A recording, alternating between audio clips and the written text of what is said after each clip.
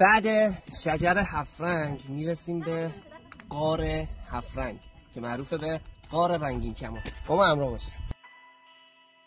غار رنگین کمان یکی از شگفتی‌های طبیعی بوده که هر ساله رنگ عوض میکنه.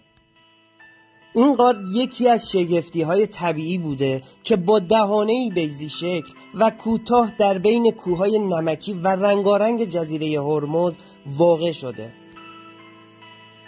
لایه‌های درون غار از سنگ‌های رسوبی و نمکی لایه به لایه با 70 طیف رنگی مختلف تشکیل شده.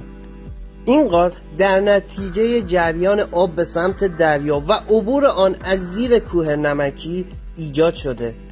سقف غار در قسمت‌های مختلف دارای ارتفاعات مختلف بوده و عمق تقریبی آن 30 تا 40 متره. رنگ‌های این غار به دلیل وجود ترکیبات مواد معدنی و فلزاتی است که با آهن ترکیب شدند. یکی از نکات جالب در مورد این غار این بوده که هر ساله رنگ عوض میکنه و در تابستان لایه‌های تحت تاثیر گرما و رطوبت براق‌تر شده و طیف رنگی آنها تغییر میکنه.